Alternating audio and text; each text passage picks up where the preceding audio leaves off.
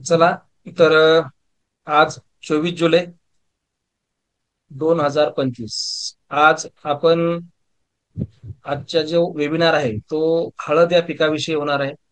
आणि हळद पिकामध्ये जे 60 दिवसानंतरचं जे नियोजन आहे त्यावर आपण फोकस टाकणार आहोत.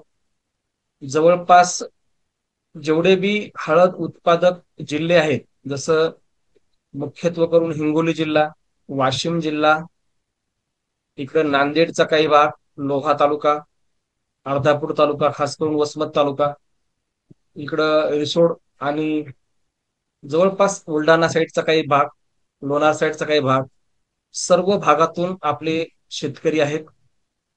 जवळपास 350 शेतकरी आपल्याशी जुटलेले आहेत या पूर्ण त्याच्या सोबत, ज्यांनी आपली किट घेतलेली आहे.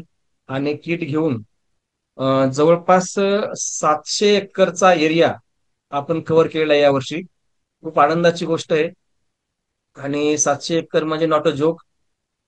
यामध्ये जे तुम्ही आजची जी मीटिंग आहे ही 150 लोकांचीच आहे फक्त. त्यांनी आजच्या ज्या आपला जो ग्रुप आहे त्या ग्रुपमध्ये नवीन सर्व शेतकरी आहेत यावर्षीचे. गेल्या वर्षीचे शेतकरी आहेत त्यांचा वेगळा ग्रुप आहे. आणि त्यांना जास्त सांगायची गरज नाही, त्यांना जास्त डोकं लावायची गरज नाही, ते ऑलरेडी परफेक्ट झालेले आहेत.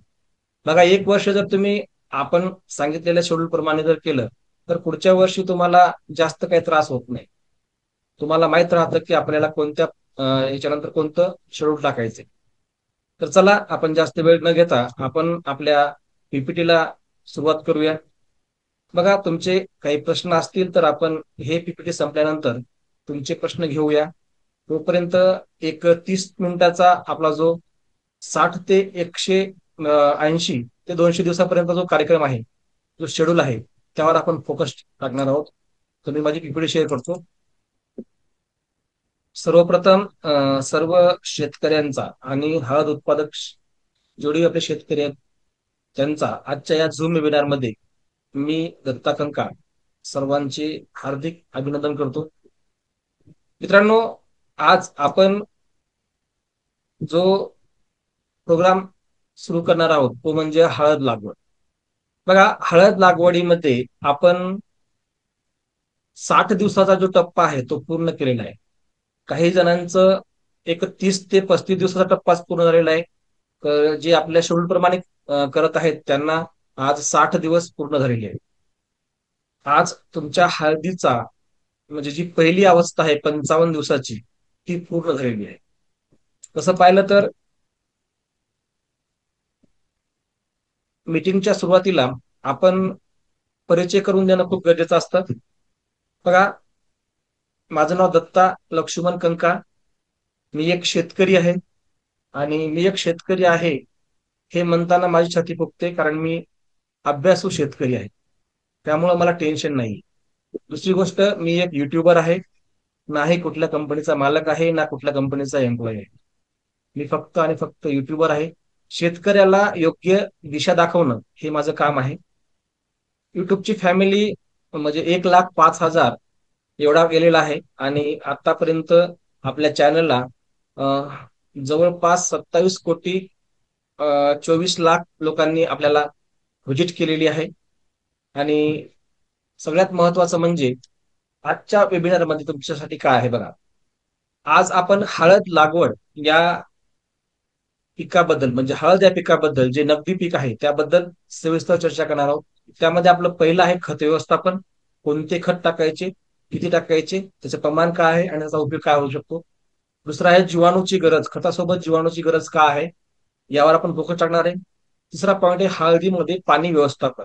हळद लागवड केली पण पाणी किती द्यायचं, कसं द्यायचं, कुठं द्यायचं, जमिनीच्या प्रकारानुसार कसं द्यायचं, हे खूप महत्वाचं आहे. त्यावर आपण फोकस टाकणार आहोत.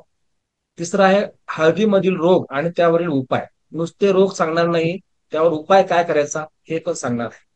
त्याचबरोबर हळदीचे शेड्यूल पूर्ण, म्हणजे कोण्या दिवशी काय टाकायचं, कोण्या दिवशी काय टाकायचं, कोण्या दिवशी काय टाकायचं, हे सर्व शेड्यूल मी तुम्हाला या वेबिनारमध्ये देणार आहे.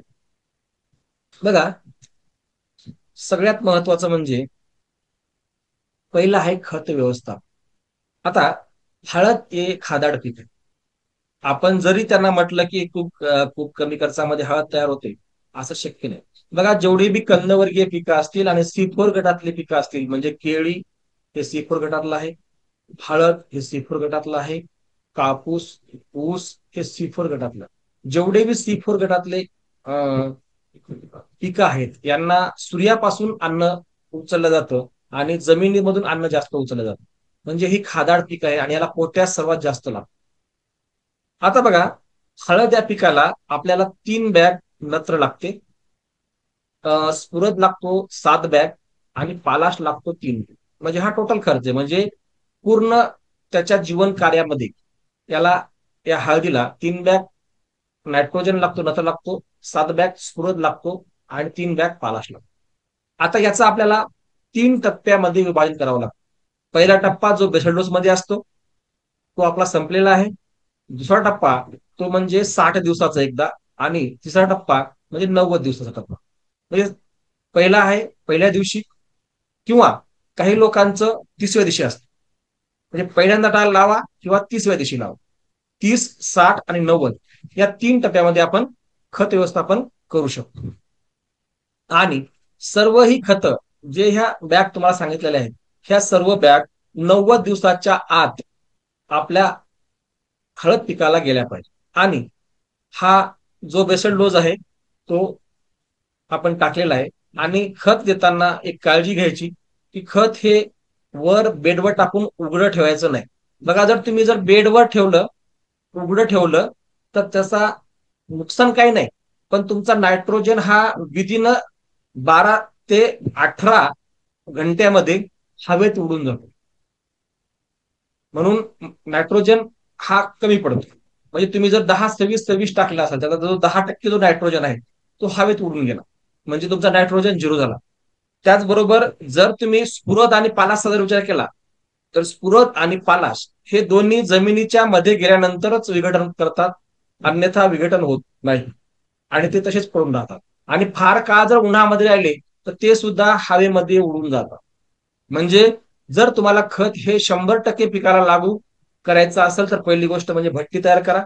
भट्टी नाही केली तर तुम्हाला हे खत जे आहे ते माती आड करणं गरजेचं. माती आड करण्यासाठी तुम्ही एकतर पेरू शकता, आता नवीन नवीन यंत्र आले त्या यंत्राने पेरू शकता, किंवा तुम्ही अगोदर खत टाकायचं नंतर त्यावर माती लावायची, ते पण प्रक्रिया करू शकता. त्यामुळं खत हे 100% माती लावा. चला, आता दुसरा डोस जो आहे तो आहे 60 दिवसांनी. 60 दिवसाला आपल्याला दुसरा डोस द्यायचा.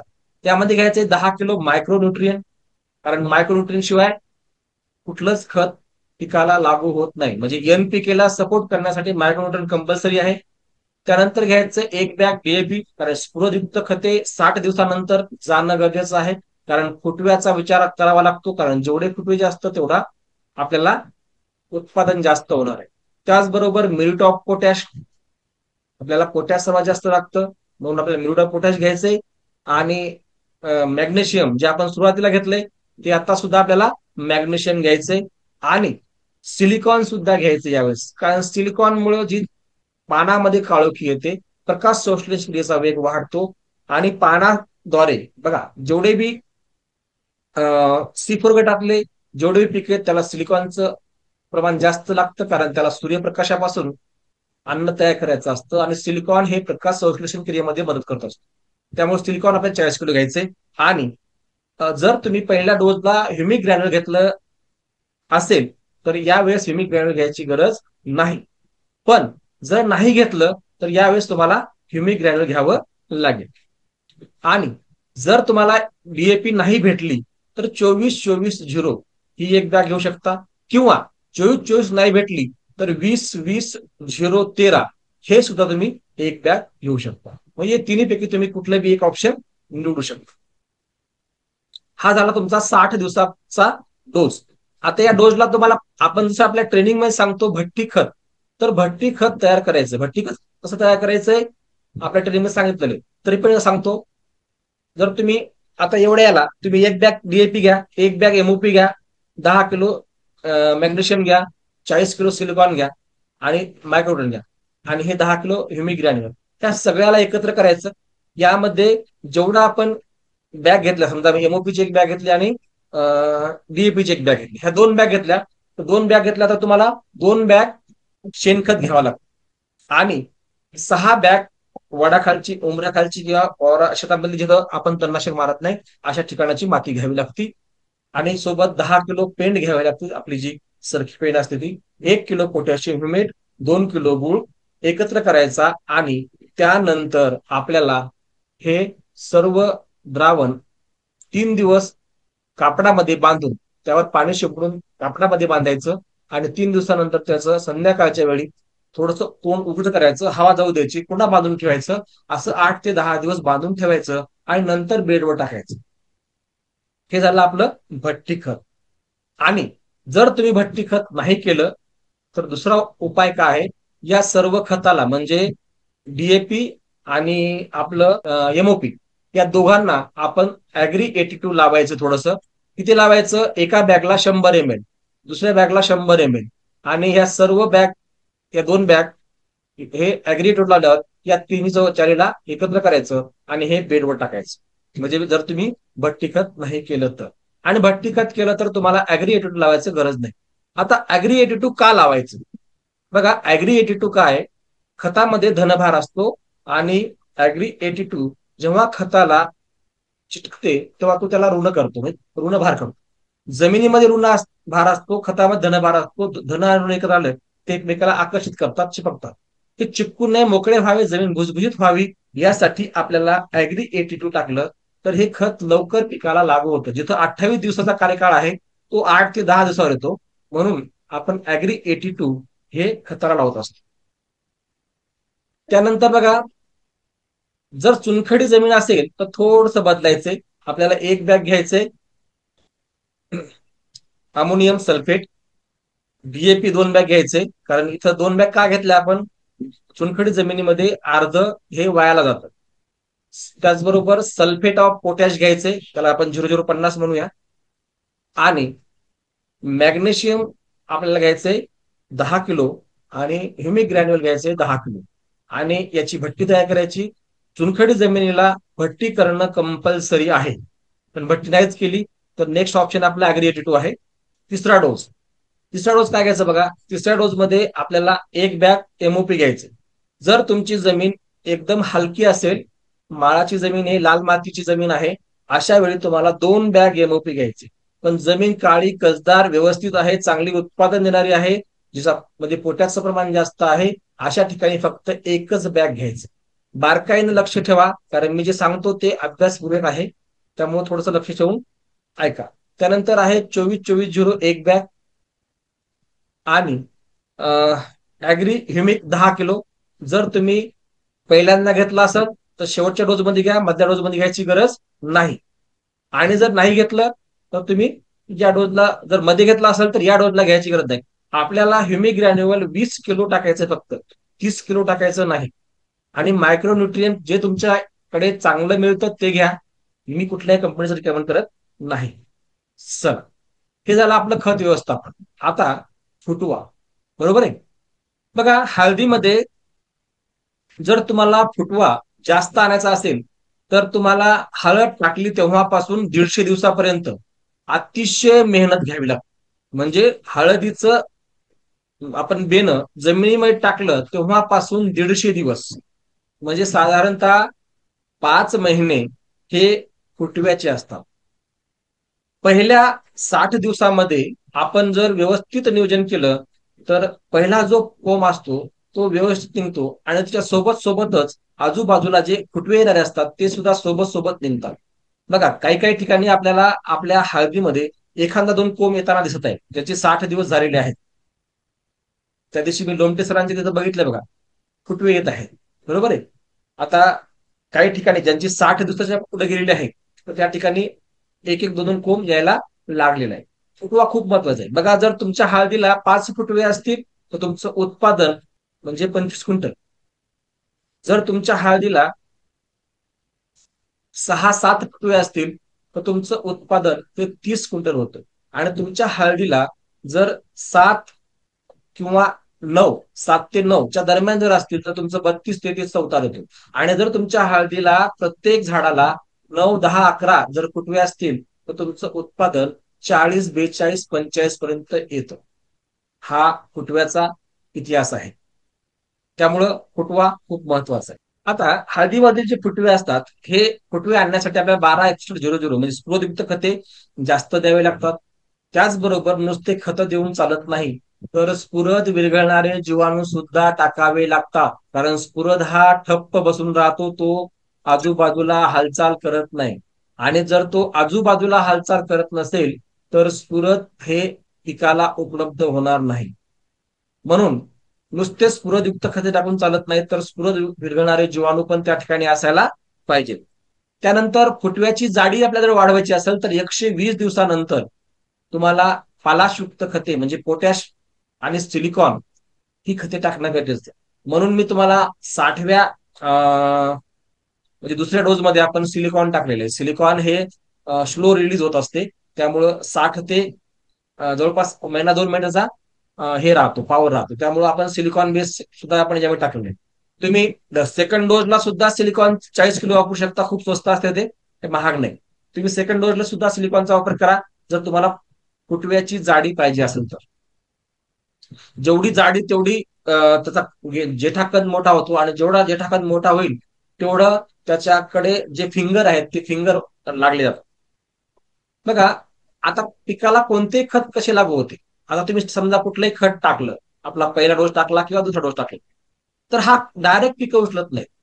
हा डायरेक्ट पिकं उचलत नाही, त्यामध्ये एक मीडिया असतो, तो म्हणजे जीवाणू. आता बघा, याचा रोल कसा आहे. तुम्ही खत जमिनीमध्ये टाकलं, उदाहरण घेऊया आपण. नायट्रोजन तुम्ही टाकलं, अमोनियम सल्फेट टाकला. युरिया तर आपण टाकायला रिकमेंड करतच नाही, युरिया टाकूच नका. कारण युरियानं ऑर्गॅनिक कार्बन कमी होतं, त्यामुळं आपण आपल्या हळदीमध्ये कधीच युरिया टाकायचा नाही. युरियाचं पाणी सोडायचं नाही. युरियाचं पाणी सोडलं तरी सुद्धा जमिनीचा ऑर्गॅनिक कार्बन कमी होतं. त्यामुळं जमिनीमध्ये आपण युरिया सोडायचा नाही. अमोनियम सल्फेट टाकू शकता काही प्रमाणात, पण हवेमध्ये 78% नत्र आहे, मग तुम्हाला युरिया टाकायची आणि अमोनियम सल्फेट टाकायची गरज काय, असा जर प्रश्न तुम्हाला विचारला, याचं उत्तर असं आहे की आपण टाकलेला युरिया हा आपल्या जमिनीला खराब करत असतो. मग 78% हवेमधला जर आपण नत्र घेतला, जो फ्री मध्ये आहे, ज्याला पैसे लागत नाहीत, तो 78% हवेमध्ये. आता हवेमधला नत्र जमिनीत येतो कसा, हे बी खूप महत्वाचं आहे. हवेमधून आता बघा, पाणी पडत आहे सगळीकडे. पाणी पडल्यावर हवेमधला जो नायट्रोजन आहे तो पाण्यामध्ये मिक्स होतो, आणि तो पाण्याबरोबर जमिनीवर येऊन पडतो. म्हणून पाणी पडला की झाडाला काळोखी येते, म्हणजे नायट्रोजन मिळतं. आता हा पडलेला कच्चा नायट्रोजन जमिनीमध्ये पडला की ती मुळं उचलत नाही, त्याला कन्व्हर्ट करावा लागतो. आणि तो कन्व्हर्ट करण्याचं काम रायझोबियम अझेटोबॅक्टर हे जे जीवाणू आहेत ते करत असतात. आता हा कच्चा नत्र, जो कच्चा नत्र आहे, तो अमोनिकल फॉर्म मध्ये कन्व्हर्ट करावा लागतो. सर्वात पहिल्या एक जीवाणू आहे, तो अमोनिकल फॉर्म मध्ये त्याला कन्व्हर्ट करतो. अमोनिकल फॉर्म मधला नायट्रोजन हा कन्व्हर्ट करावा लागतो नायट्रेट फॉर्म मध्ये. आणि मग नायट्रेट फॉर्म मध्ये जर कन्व्हर्ट झालेला नायट्रोजन पिकं उचलत असतं, आणि तो पिकाला उपलब्ध होतो. आणि हे नायट्रोजन कन्व्हर्ट करण्याचं, पोटॅश कन्व्हर्ट करण्याचं, स्फुरद कन्व्हर्ट करण्याचं कार्य आपले जीवाणू करत असतात. तुम्ही खतं टाकली पण जीवाणू नाही टाकली, तर काहीच फायदा नाही. 10-20% लागू होते, बरं वाटते काही दिवस, नत्रामुळे जरासा हिरवेपणा येतो, पण तुम्हाला पाहिजे तो परिणाम मिळत नाही.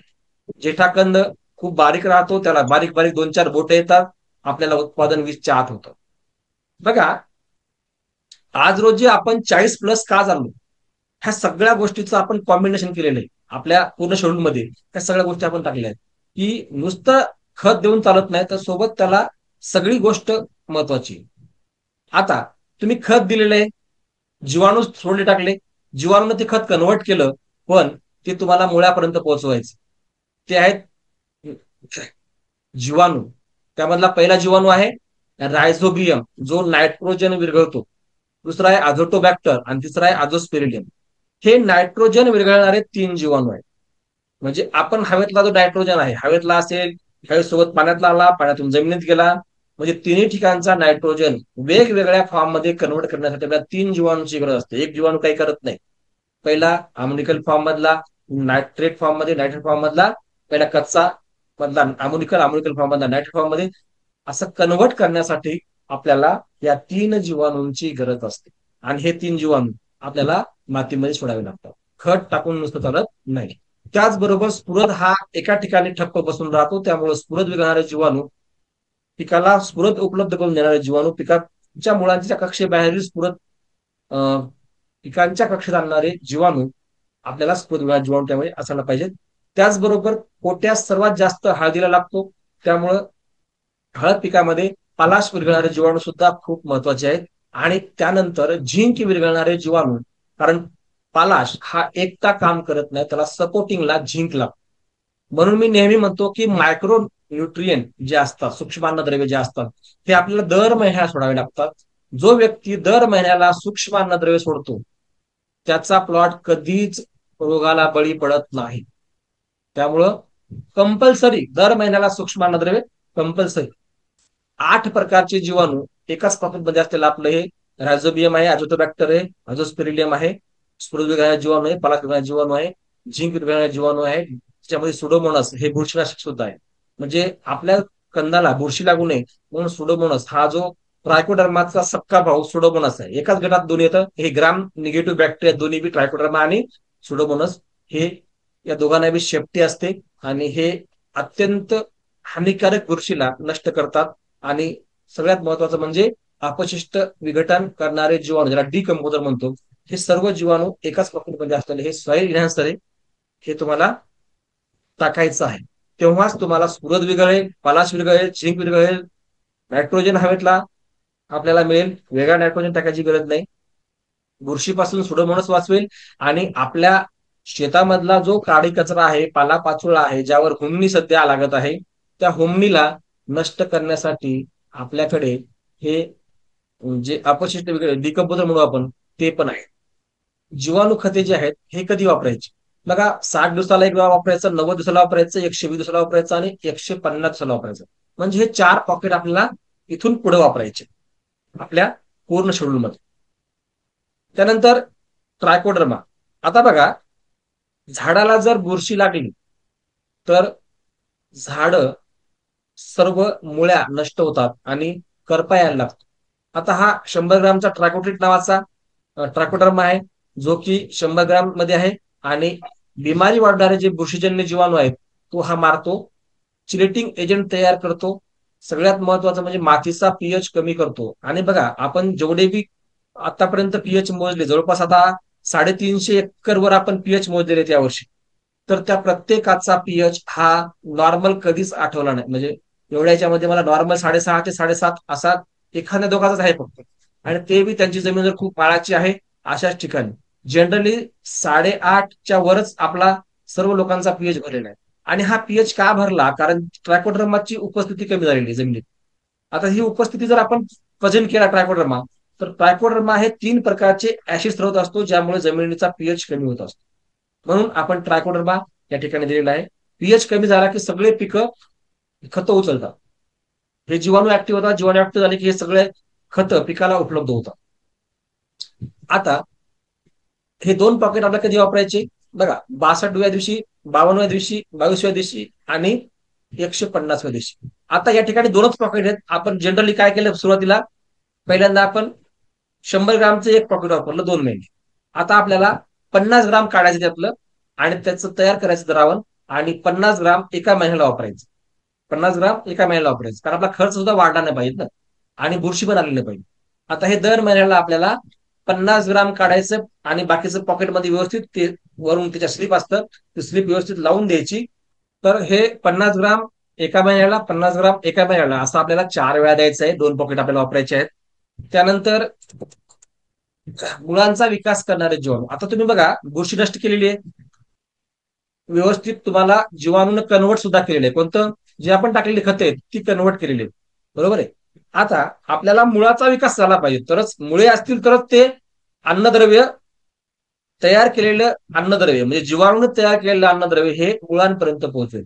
त्यासाठी मायकोरायझा ही अशी बुरशी आहे जी मुळाच्या कक्षेबाहेरील अन्न मुळापर्यंत पोहोचवते. आता आपल्याकडे जे मायक्रोमिल नावानं जो मायकोरायझा आहे, त्यामध्ये एंडोमायकोरायझाला व्याम असं म्हणतो आपण, आणि ऍक्टोमायकोरायझा असं 2 मायकोरायझा हे एका पॉकेटमध्ये आपण टाकलेलं आहे. आणि याचा जो काउंट आहे, नॉर्मली जो काउंट असतो तो 90 असतो. जो मानांकन आहे शासनाचं, जे नियमानुसार 90 काउंट असणं गरजेचं आहे. तर आपला काउंट हा लॅबमध्ये आपण चेक केल्यानंतर 167 भरतो. त्यामुळं नो डाऊट. आणि या मायक्रोरायझरचा उत्तम रिझल्ट जर पाहायचा असेल तर आपला लोमटे सरांचा एक व्हिडिओ आहे, त्यामध्ये आपण या मायक्रोरायझर रिझल्ट दाखवलेला आहे. खूप खूप जबरदस्त. त्याचबरोबर आता आपल्या ग्रुपला एक फोटो पडेल. आपले जे कामारीचे जे शिरपुले साहेब आहेत, कामारीचे जे सरपंच आहेत शिरपुले सर, तर त्यांच्या शेतामध्ये एक नळी निसटलेली आहे, म्हणजे जे ड्रीपची नळी असते ती मधली निसटली. आणि त्यानं काय केलं, फक्त नळ्या धुवून काढल्या, म्हणजे पाणी वाहून गेलं. तर तिथं अक्षरशः असा पांढरा शुभ्र जाळं पसरलेलं आहे. त्याचा फोटो मी सुद्धा आता ग्रुपवर टाकणार आहे. मला त्यांनी कालच फोटो टाकला तो, पण मुद्दाम ठेवला मी. इतका जबरदस्त रिझल्ट या मायक्रोमिलचा मिळत आहे. आता बघा, हे जे एंडोमायक्रोरायझा आहे तो मुळामध्ये राहून काम करतो, आणि ऍक्टोमायक्रोरायझा हा मुळाच्या बाहेर राहून काम. पण दोघंही मुळापासून सुक्रोज घेतात. म्हणून जर जीवाणू जीवन ठेवायचे असतील तर मुळ्यात जीवन ठेवणं गरजेचं आहे. बघा, ह्या सगळ्या एकमेकाच्या साखळ्या आहेत. मुळे ही पाण्यावर राहतात, ह्युमस घेतात. त्याचबरोबर हे जीवाणू मुळांपासून सुक्रोज घेतात. त्याचबरोबर काडी कचऱ्यापासून जी मिळणारी सेंद्रिय ऊर्जा आहे ते घेतात. म्हणजे ह्या सगळ्या, काडी कचरा कामाचा आहे, मुळ्या कामाच्या आहेत, म्हणजे सगळं कामाचं. शेतामधलं जे बी वेस्ट मटेरियल आहे ते सगळं या जीवाणूचं खाद्य आहे. त्यामुळं जास्त साफ करण्याच्या मागे लागू नका. आता बघा मायक्रोरायझा रोल काय आहे बघा. आता हे चित्र तुम्हाला दिसतं, सगळ्यांना दिसतं चित्र. आता हे जे चित्र आहे, हे चित्र बघा काय म्हणते बघा. आता या चित्रामध्ये तुम्हाला दोन पार्ट आहेत. हा पहिला पार्ट आहे, हा मायक्रोरायझा नसेल तेव्हाचा पार्ट आहे. बघा या ठिकाणी एक ऑर्गॅनिक मटेरियल आहे. हे एनपीके जीवाणू, पाणी आणि सगळ्यांचा कॉम्बिनेशन करून जीवाणून अन्न तयार केलेलं आहे. या पूर्ण राऊंड मध्ये अन्न तयार केलेलं आहे. आता हे अन्न या मुळांपर्यंत पोहोचवायचं, आणि मधात मीडिया काहीच नाही, कारण जीवाणून अन्न तयार केलं. एक्झाम्पल घेऊया आपण. एक आचारी आहे, आचार्याने पूर्ण स्वयंपाक तयार केला, पण वाढणारे वाडेकरी नाहीयेत, जेवणारे उपाशी राहतील. बरोबर आहे. आता सेकंड पार्ट बघा, जिथं मायक्रोरायझा प्रेझेंट आहे. हा बघा, हा मुळांच्या अवतीभोवती राहून, मुळांमध्ये राहून हा आपला असं जाळं पसरवत असतो. आणि या जीवाणूनं तयार केलेलं रेडी फूड या मुळांपर्यंत नेऊन पोहोचवतो. म्हणजे हा वाढेकऱ्याचा रोल या ठिकाणी बजावत असतो.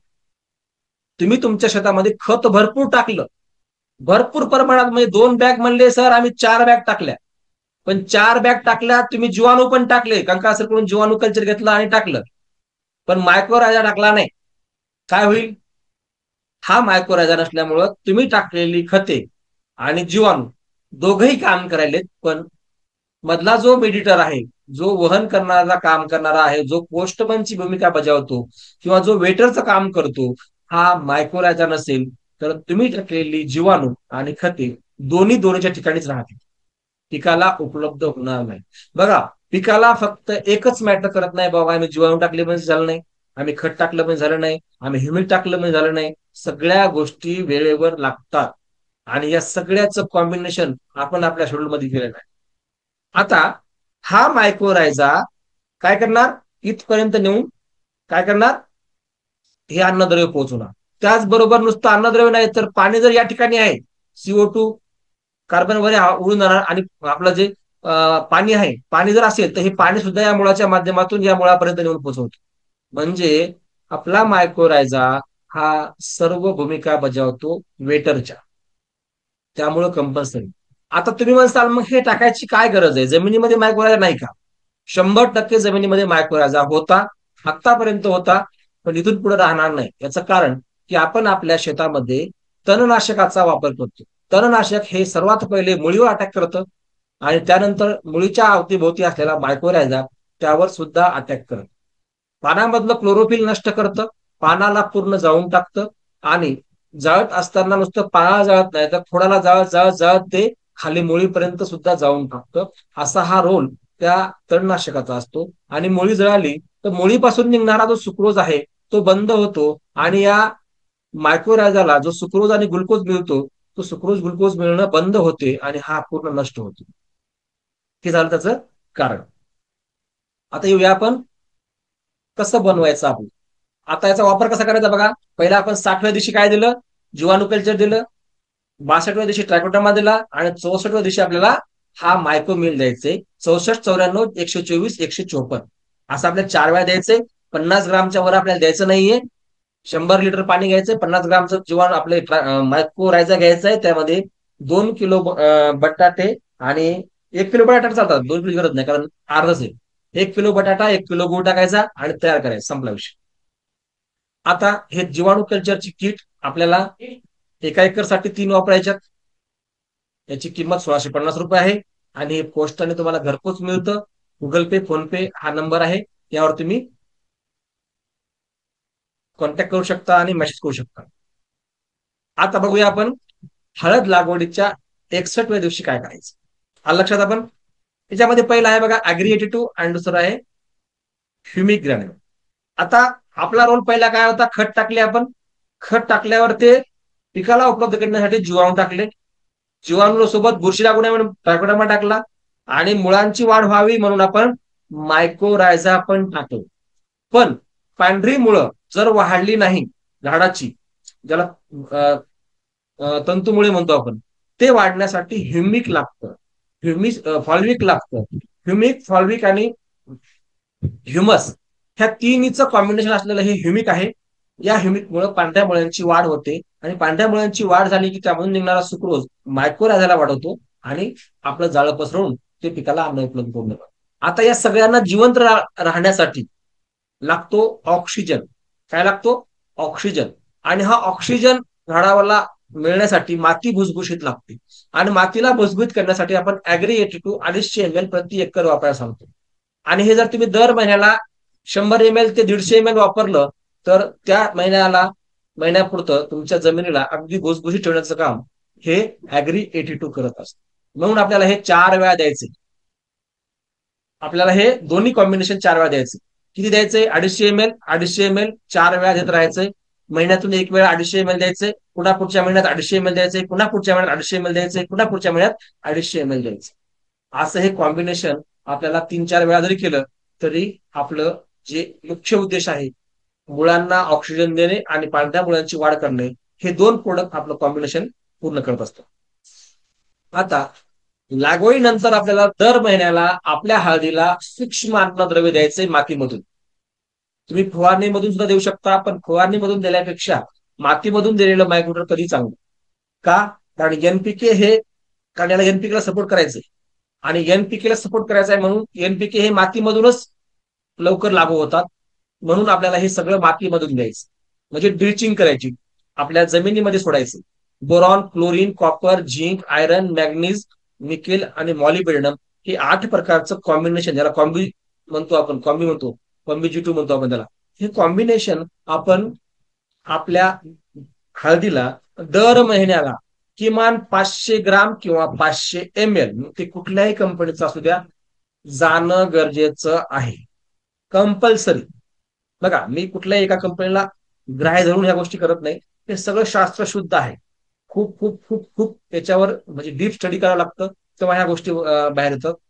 आणि विशेष म्हणजे आपण हे सगळे प्रयोग स्वतः करतो, आपली काही कुठे डिग्री नाही, पण ह्या सगळ्या गोष्टीचा आपण अनुभव घेऊन ह्या गोष्टी केल्या. बघा, मी आता माझा प्लॉट 38-39 दिवसाचा आहे. आज रोजी त्याची ग्रीनरी बघा. त्याची ग्रीनरी का आहे एवढी? कारण आपण त्याला हे सगळे मायक्रोन्युट्रिएंट जेव्हा आपलं जसं शेड्यूल आहे त्यानुसार देत आलेलो आहोत. मायक्रोन्युट्रिएंट आतापर्यंत मी 500 ml गेलेलं आहे माझं, म्हणजे पावडर फॉर्म मधलं गेलं आणि लिक्विड फॉर्म मधलं सुद्धा गेलेलं आहे. त्यामुळं 101% ग्रीनरी कायम राहत. त्यानंतर हळदीच्या 5 अवस्था आहेत. त्यातल्या एकूण वय जे आहे हळदीचं ते 275 दिवसाचं हळदीचं वय. बघा, अवस्थेनुसार तुम्हाला काही गोष्टीमध्ये बदल करावा. आता बघा, पहिली आपल्याला अवस्था पाहायची. पहिली आहे 1 ते 55 दिवसाची, जी आपली संपलेली आहे. दुसरी अवस्था आहे 55 ते 110. तिसरी अवस्था आहे 110 ते 165 दिवसाची आणि चौथी अवस्था आहे 165 ते 220 दिवसाची. आता आपण पहिली अवस्था पूर्ण केलेली आहे. आता आपल्याला दुसरी अवस्था, तिसरी अवस्था आणि चौथी अवस्था याचा शुल्लास पाहायचं. तर शेवटची जी अवस्था आहे 5वी, जी आहे पाचवी अवस्था ज्याला आपण शेवटची स्टेप म्हणतो आपण ती 220 ते 275 दिवसाची म्हणजे 55 दिवसाची अवस्था. आणि या पाचव्या अवस्थेमध्ये फक्त पिकांची वाढ करणे हा एवढाच उद्देश असतो. या अवस्थेमध्ये फक्त पोटॅशच लागतो. आता बघा, या अवस्थेनुसार आपल्याला वॉटर सोल्युबल खते द्यायची. बघा, सगळ्यात महत्वाचं म्हणजे वॉटर सोल्युबल खताचा खर्च खूप जास्त आहे. आणि जर आपण 5-5 किलो जरी दिलं तरी जवळपास 8,000 रुपये खर्च येतो. आणि हेच जर आपण 25-25 दिलं तर मग तर 20,000 रुपयापर्यंत जातं. आणि आपल्याला तेवढा खर्च करायचा नाही. बघा, आपण आपल्या शेड्यूलमध्ये सर्व प्रकारचे जीवाणू सोडलेले आहेत. म्हणजे हे जे वॉटर सोल्युबल खते आहेत, ही देण्याची गरज सुद्धा नाही. आता ही वॉटर सोल्युबल खते कशासाठी द्यायची? फक्त 2 किलो द्यायची. किती द्यायची? 2 किलो. कशासाठी? चार्ज करण्यासाठी, फक्त ऍक्टिव्ह करण्यासाठी, जीवाणूला ऍक्टिव्ह करण्यासाठी फक्त 2 किलो द्यायची बस. बाकी जास्त देऊन काही उगा खर्च करायची गरज नाही. तर बघा, पहिली जी अवस्था आहे त्यामध्ये आपण 19-19 दिलेले, 2 ते 5 किलो दिलेले. ज्यांची जमीन हलकी आहे त्याला आपण 5 किलो द्यायला लावलं. ज्यांची जमीन चांगली भारीची आहे त्याला 2 किलो द्यायला लावलं. हा, आपण नत्र दिलेला आहे पहिल्या अवस्थेमध्ये. दुसरी अवस्था जी आहे ती 55 ते 110 दिवसाची.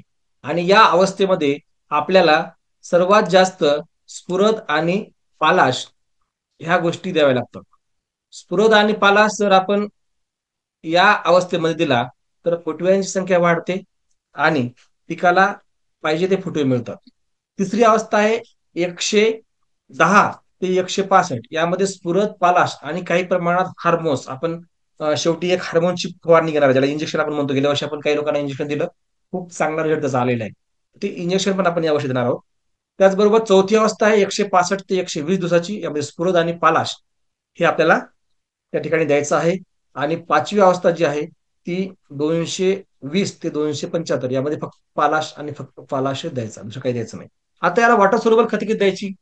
पहिलं जे दिलं आपण, जे आहे ते दिलेलं आहे 19-19-19. 2 किलो आपण दिलं, काही ठिकाणी 5 किलो दिलं. ज्यांना गरज आहे त्यांना 5 किलो. दुसरं दिलं आपण 12-61-00. आपल्याला द्यायचंय. आता फुटवेची अवस्था आहे 12-61. 2 किलो द्या. जर जमीन हलकी असेल, खूप मुरमाड असेल तर 5 किलो पर्यंत द्या. 2.5-2.5 किलो दिलं तरी चालते. आणि 2 वेळा उगागून द्या 15-15 दिवसाच्या अंतराने. तिसरी अवस्था, त्यामध्ये आपल्याला द्यायचंय 0-52-34. 2 किलो. जास्त द्यायची गरज नाही. उगच खत टाकत बसू नका. तिसरी अवस्था, चौथी अवस्था जी आहे त्यामध्ये 13-40-13 देऊ शकता. आणि सगळ्यात शेवटची जी अवस्था आहे त्यामध्ये 0-0-50. 2 किलो. बघा, 2 किलो आपल्याला जर असं वाटलं की नाही, आपल्याला 2 किलो कमी वाटायला, आपल्या याला ग्रोथ नाहीये, तर तुम्ही जास्तीत जास्त एका महिन्याला 5 किलो द्यायचं. एका अवस्थेमध्ये 5 किलोच्या वर आपण खत द्यायची नाही. याचं कारण काय? की आपण आपल्या पिकाला अन्नद्रव्य उपलब्ध करून देण्यासाठी वेगवेगळे जीवाणू सोडलेले आहेत. आणि ज्यांनी जीवाणू नाही सोडले त्यांना 25 किलो खत सुद्धा कमी पडतं. बघा, या सगळ्या गोष्टीचा बारकाईने अभ्यास करा आणि त्यावर नुसार नियोजन करा.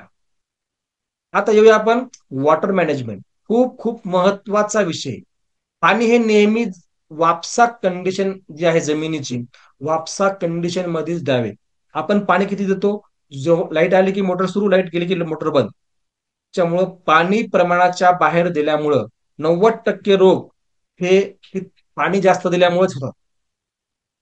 इथं 50% म्हणतोय, पण 50% पेक्षा जास्त जे रोग आहेत चुकीच्या पद्धतीने पाणी दिल्यामुळे होतात. मग पाणी किती द्यायचंय? पाणी, जर तुमची जमीन काळी कसदार असेल तर अशा अवस्थेमध्ये तुम्हाला 10 ते 15 मिनिटं किंवा जास्तीत जास्त 1 तास जरी पाणी दिलं 3 दिवसानंतर तरी खूप झालं. जर तुमची काळी कसदार पाणी धरून ठेवण्याची जमीन असेल तर. जर तुमची जमीन लवकर निचरा होणारी असेल, दुसऱ्या दिवशी फ्रेश निचरा होणार असेल तर 1.5 तास खूप झालं. पण तुमची जमीन एकदम माळाची आहे, लाल माती आहे, मुरमाड जमीन आहे, अशा वेळेस 2 ते 3 तास तुम्हाला 3 दिवसानंतर पाणी द्यायचंय. दररोज पाणी देत बसायचं नाही. त्यामुळं आपले कंद सडतात, त्यामुळं अन्नद्रव्य उपलब्ध होत नाही, त्यामुळे आपल्या पिकाला जी लागणारी बुरशी आहे ती झपाट्यानं वाढते. मग आपल्याला ट्रायकोड्रामाचं प्रमाण वाढवावं लागतं. त्यामुळं पाणी खूप कमी लागतं हे 3 महिने. बघा, या हळद पिकाला पुढचा जो हास्ताचा महिना असतो तेव्हा फक्त पाणी जास्त लागतं. त्याच्या अगोदर पाणी लागतच नाही. हवेमधल्या पाण्यामध्ये सुद्धा हे झाड जगू शकतं, कारण हे C4 गटातलं झाड आहे. पण जेव्हा यांच्या ही जर आपला जो हा पावसाळा जी अवस्था आहे, पावसाची अवस्था संपली, तेव्हा तुम्हाला पाणी जास्त द्यावं लागतं, 2 ते 3 तास पाणी द्यावं लागतं. त्यामुळे पाणी जास्त देऊ नका. सगळ्यात महत्वाचं, पाठ पानाने पाणी द्यायचं नाही. हळदीला कधीच असं म्हणायचं नाही की बाबा मधले दांड खूप कडक झाले, ओढले झाले. बिलकुल नाही, मधल्या दांडाला पाणी लागत नाही. फक्त आणि फक्त आपल्याला हे पाणी द्यायचंय ड्रीपनं, आणि 3 दिवसानंतर एक वेळा ड्रीप चालू करायचे, 2 घंटे नंतर. आणि सध्या 1 तास, अर्धा तास खूप झालं. जास्त पाणी देणं म्हणजे हळद पिकाला रोग आणणं होईल. हळद पिकामधले काही रोग आणि त्यावरची उपाय. आता पहिला जो रोग आहे तो आहे कंदमाशी. आता ही कंदमाशी बघा मोंगळ्याच्या आकाराची असते, आणि ही अशा प्रकारची पोंगेला पोंगे उपसून येतात. ही पूर्ण कंद सडवते. आता ही जी कंदमाशी आहे ही आता सुरू झाली बघा. कुठे कुठे तुम्हाला कंदमाशी दिसायला सुरुवात झाली.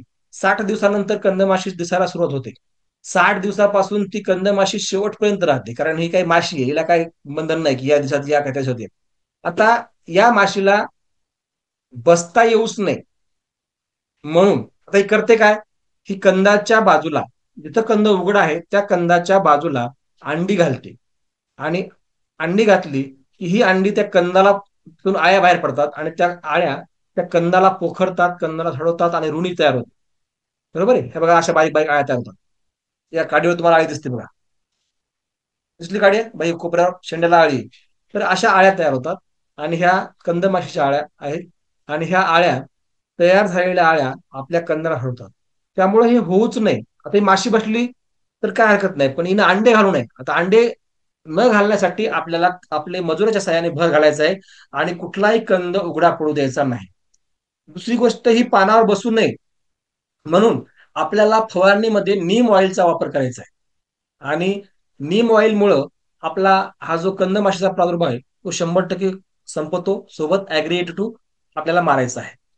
त्यानंतर दुसरा प्रॉब्लेम आहे हळदीची पाने पिवळी पडणे. पहिलं कारण आहे अन्नद्रव्याची कमतरता. आता हळदीची पाने याप्रमाणे पिवळी पडतात, याचं कारण काय, की अन्नद्रव्य व्यवस्थित मिळत नाही. आता अन्नद्रव्य व्यवस्थित का मिळत नाही याचं कारण सांगतो तुम्हाला मी. पहिलं कारण आहे पांढरी मुळे नष्ट होणे. आता पांढरी मुळे नष्ट कशामुळे व्हायले, बरेच जण हळदीमध्ये तणनाशकाचा वापर करतात. तणनाशक वापरले की सगळे पांढरे मुळे नष्ट होतात, मायक्रोराजा नष्ट होतो, त्याला अन्नद्रव्य मिळत नाही, म्हणून ही हळद पिवळी पडते. त्यानंतर सूक्ष्म अन्नद्रव्याचा वापर कुणीच करत नाही. कधी मधी केला तर तो आपल्या बेसल डोस मध्ये तो 10 किलो असतो, त्याचा काही परिणाम दिसत नाही. म्हणून आपण सूक्ष्म अन्नद्रव्य कंपल्सरी दर महिन्याला टाकायला सांगितले. सूक्ष्म अन्नद्रव्य दिलं, त्यानंतर फेरस, मॅग्नेशियम, है का नाही, आणि कॅल्शियम यासारखे जर तुम्ही अन्नद्रव्य देत राहणार तर हे जो पिवळेपणा आहे तो कमी होतो. त्यानंतर हळदीची पाने पिवळे पडतात, त्यावर उपाय आहे बघा. आपले जीवाणू कल्चर सोडायचे, तिन्ही बी 100% अन्नद्रव्य कमी पडत नाहीत.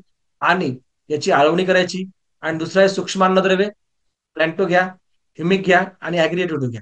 हे सगळं कॉम्बिनेशन दिल्यावर हळद पिवळी पडतच नाही. आता जेवढे बी आपले किट वापरले, जेवढे बी शेतकरी आहेत, त्या सगळ्यांचा हळदीचा प्लॉट एकदम हिरवागार आहे. चुनखडी जमीन आहे कुठं कुठं तर थोडाफार पिवळा दिसेल, पण ज्याची चुनखडी जमीन नाही त्यांचा सर्वांचा प्लॉट एकदम हिरवागार आहे. तुम्ही कुठलाही प्लॉट जाऊन हे करू शकता. तुमच्या एरियामध्ये जो जवळपास प्लॉट आहे त्याला तुम्ही व्हिजिट देऊ शकता. त्या सर्व प्लॉटची जी काळोखी आहे ती अप्रतिम आहे.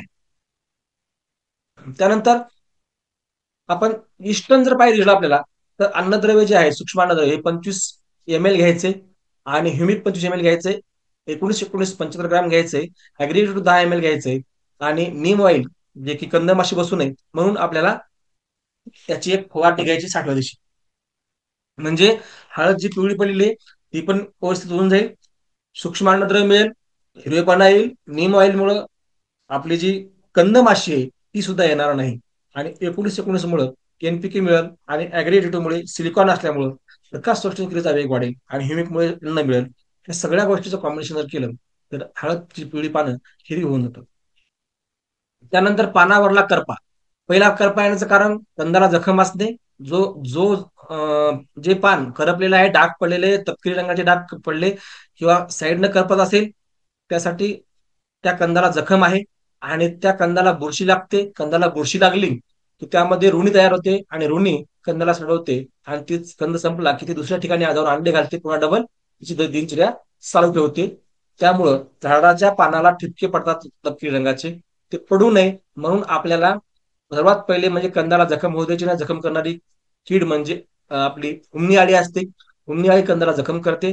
किंवा आपण ज्यावेळेस हळद लागवड करतो त्यावेळेस सुद्धा कंदाला जखम होऊ शकते. अशा वेळी त्या कंदाच्या जखमेवर बुरशी वाढते आणि बुरशी वाढली की कंद सडतो आणि कंद सडला की त्यामध्ये रुळी तयार होते, आळ्या तयार होतात.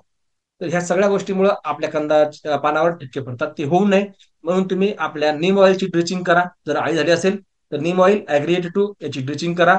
आणि फार मोठी जर आळी असेल तर आकिरस सुद्धा आपण याला रिकमेंड करू शकतो. जर जास्त रुणी लागली असेल तर आकिरस आपल्याला एका एकरला 1 लिटर आकिरस आणि 1 लिटर हुमणी किलर हे दोन जर सोडले तर हुमणी आळी मरेल आणि आकिरसमुळे ही जी रुनी वगैरे असते ती पण मारल्या जाईल. त्यानंतर पांढऱ्या मुळांचा जो रास झालेला आहे बघा, तणनाशकाचा जर तुम्ही वापर करत असाल तर 100% तुमचं 5 क्विंटल उत्पादन कमी होते. तुम्ही कितीही कंकासर किती खेप जरी तुमच्या शेतावर आले तरी उत्पादन वाढवून देऊ शकत नाहीत. त्यामुळं तणनाशक वापरायचं नाही. कीटकनाशकाचा वापर जमिनीतून करायचा नाही. आणि बुरशीनाशकाचा वापर सुद्धा जमिनीतून करायचा नाही. आपले जेवढे प्लॉट आहेत त्यांना सगळ्यांना स्टिक वॉर्निंग आहे, किंवा तणनाशक मारायचं नाही, कीटकनाशक जमिनीत टाकायचं नाही, रासायनिक बुरशीनाशक सुद्धा जमिनीत टाकायचं नाही. त्यानंतर हळदीची पानं पिवळी पडले, अन्नद्रव्याची कमतरता, पांढरी मुळे नष्ट होणे, अन्नद्रव्याची सूक्ष्म अन्नद्रव्याची कमतरता. आता त्यानंतर हळदीमधली जी हुमणी आळी आहे, आता बघा हुमणी आळीची जी आपली हुमणी किलर नावाचा प्रोडक्ट आहे, हे जर वापरला तर ही हुमणी आळी नष्ट होते. आपण बऱ्याच ठिकाणी हे बघितले. आता याचं जे दिनचर्या आहे, जे जीवनचक्र आहे ते कसं आहे बघा, हे अंडा अवस्था, लार्वा अवस्था, पुपा अवस्था आणि अडल्ट अवस्था अशी ही 4 अवस्थेमधून जातात. म्हणजे अंडी, कोश, अळी आणि पतंग असे हे 4 अवस्थेमध्ये राहतं. आणि सध्या ही हुमणी काही ठिकाणी अंडी अवस्थेमध्ये आहे आणि जे प्रौढ आहेत त्या अंडी घालण्याच्या तयारीत आहेत सध्या. म्हणजे इथून पुढे तुम्हाला हुमणी जास्त लागण्याचा प्रादुर्भाव आहे. त्यामुळं अंडी मारण्यासाठी आपलं नीम ऑइल आणि आळी मारण्यासाठी आपलं हुमणी किलर हे दोन प्रोडक्ट आपण जर वापरले तर 100% आळी, जी हुमणी आळी आहे त्यापासून आपला बचाव होऊ शकतो. आता लागवडीनंतर आपल्याला एक द्रावण तयार करायचं याला आपल्या हळदीला. दूध, गुळ, अंडी आणि दूध, गुळ, अंडी यांचं द्रावण तयार करायचे. आपल्याला गाईचं किंवा म्हशीचं 5 लिटर दूध घ्यायचे. त्यामध्ये 2 किलो गुळ घ्यायचाय आणि 10 अंडी घ्यायची. मग ती अंडी गावरानी घ्या किंवा पोल्ट्रीची घ्या, काही अडचण नाही. 10 अंडी, 2 किलो गुळ. 2 किलो गुळानंतर 5 लिटर आपलं देशी गाईचं घ्या किंवा म्हशीचं घ्या, कारण देशी गाईचं 5 लिटर मिळणं अशक्य आहे. तर म्हशीचं दूध घ्या आणि हे एकत्र करायचं. आता काय करायचंय, अंडी फोडायची, टरफाला बाजूला काढायची, गुळ बारीक करायचा आणि त्या दुधामध्ये आपल्याला 200 लिटर द्रावण घ्यायचंय. आणि या 200 लिटर द्रावणमध्ये चांगलं हलवायचं आणि मिश्रण तयार करायचं. आणि याचे 10 पंप करायचे 20 लिटरचे. आणि हे फक्त आणि फक्त ड्रिचिंगच करायची. काय करायचं, फक्त ड्रिचिंग करायची, ड्रीप मधून सोडायचं नाही. कारण अंड्यामधला बल्क हा ड्रीप तुमचं ब्लॉक करू शकतो किंवा त्यामध्ये शेवाळ सोडू शकते किंवा त्यामध्ये ब्लॉक होऊ शकते, हे आमचा अनुभव आहे. त्यामुळं शक्यतो याची ड्रिचिंग करायची आहे. आता ही ड्रिचिंग तुम्ही दर महिन्याला जर टाकली तर याचा फायदा काय होतो बघा. दुधामध्ये प्रोटीन आहे, दुधामध्ये ग्लुकोज आहे, शुक्रोज आहे, जे की जीवाणूचं अन्न आहे. यामुळे जीवाणू ऍक्टिव्ह होतात. गुळामध्ये सुद्धा सुक्रोज, ग्लुकोज आहे. अंड्यामध्ये सुद्धा प्रोटीन आहे. ह्या सगळ्या गोष्टीमुळे जमिनीतले जीवाणू ऍक्टिव्ह होतात, गांडूळची संख्या वाढते. आणि जमिनीमध्ये जे सुप्त अवस्थेमध्ये झोपलेले जीवाणू आहेत, जे की आपल्या या पॉकेट व्यतिरिक्त काही जीवाणू आहेत, जमिनीमध्ये करोडो, 33 करोड जीवाणू त्याच्यामध्ये आहेत, शरीरामधले गेलेले किंवा मातीमधले असलेले. तर हे सगळ्या प्रकारचे जीवाणू, हे सगळे जीवाणू ऍक्टिव्ह करण्यासाठी ह्या 3 गोष्टी लागतात: दूध, गुळ आणि अंडी. याच्यासोबत तुम्ही एक वेळेस दूध वापरा, एक वेळेस तुम्ही ताक सुद्धा वापरू शकता. एक वेळ दूध, एक वेळ ताक, एक वेळ दूध, एक वेळ ताक, असं कॉम्बिनेशन करून जर तुम्ही दर महिन्यात सोडत गेला तर तुमचा प्लॉट 40+ गेल्याशिवाय राहत नाही. इतकं जबरदस्त रिझल्ट आहे. काही ठिकाणी आम्ही गेल्या वर्षी या दूध, गुळ, अंड्याचे रिझल्ट घेतले. मी माझ्या झेंडूला सुद्धा याचा रिझल्ट घेतला, कारण गेल्या वर्षी माझ्याकडे हळद नव्हती. यावर्षी मी माझ्या झेंडूला हे दर महिन्यात टाकणार आहे. हळदीला आता मी उद्या किंवा परवा शेतामध्ये गेलो की हे तयार करून टाकणार आहे. पहिले एकदा टाकायचं होतं, पण टाकता टाकता राहिलं, कारण खूप यावर्षी खूप लोड वाढला म्हणून. त्यामुळं आता या 2 दिवसामध्ये मी हे हळद, सॉरी, गूळ, अंडी आणि दूध, आणि त्यानंतर पुढच्या वेळेला दुसऱ्या महिन्यामध्ये ताक याचं कॉम्बिनेशन करून टाकणार आहे. आणि हे सर्वांनी टाकणं कंपल्सरी आहे. हे टाकसाल तरच रिझल्ट येईल. नुसतं प्रोडक्ट वापरून किंवा नुसते काही रासायनिक खते वापरून रिझल्ट मिळणार नाही. बघा, आपण जैविक शेतीकडे वळत आहे, तर जैविकाचा आधार घेणं किंवा जैविक मध्ये ज्या ज्या गोष्टी येतात त्या गोष्टीचा आधार घेऊन जर आपण उत्पादन काढत गेलो, तर पुढच्या वर्षी मला वाटतं की खत सुद्धा टाकायचं काम पडणार नाही. एवढं आपण याच्यामध्ये परफेक्ट होऊया. कारण आपल्या जमिनीमध्ये ऑलरेडी खूप सारं 10-20 वर्षापासून पोटॅश पडलेलं आहे, 10-20 वर्षापासून स्फुरत पडलेलं आहे, नायट्रोजन हवेमध्ये फ्रीमध्ये आहे. आपल्याला 2च वस्तू टाकायचं काम आहे, पोटॅश आणि स्फुरद. ह्या 2 गोष्टी टाकून आपण आपली जमिनीमधला सर्व जो साठा आहे तो उचलू शकतो, या पूर्ण आयुर्वेदिक जे प्रोडक्ट आहेत त्याच्या आधारावर. त्यामुळे हा प्रयोग तुम्हाला कंपल्सरी करायचा आहे. त्यानंतर जीवामृत, जे आपण वड्याखालची माती 2 किलो, बेसन 2 किलो, गूळ 2 किलो, पाणी 2 किलो आणि गाईचं शेण, हे सर्वच्या सर्व तुम्हाला टाकायचं आहे. आणि हे दर महिन्याला तुम्हाला 200 लिटर तयार करायचे, 100 लिटर दर 15 दिवसाला हे सोडायचे. बघा, जेवढं तुम्ही जमिनीत खायला देसाल त्याला, तेवढं ते ऍक्टिव्ह होऊन जाईल. So thank you. Wish you wealth. बघा, या ठिकाणी आपली आजची जी मीटिंग आहे ती संपलेली आहे. हळदीच्या संपूर्ण शेड्यूलसाठी आपण संपर्क करू शकता. आणि जे युट्यूबर आहेत किंवा युट्यूबला मला फॉलो करतात त्यांनी फक्त आणि फक्त मेसेज करायचा आहे. फार अर्जंट असेल तर 10 ते 5 या ऑफिशियल टाइम मध्ये तुम्ही मला फोन करू शकता. So thank you. Wish you wealth.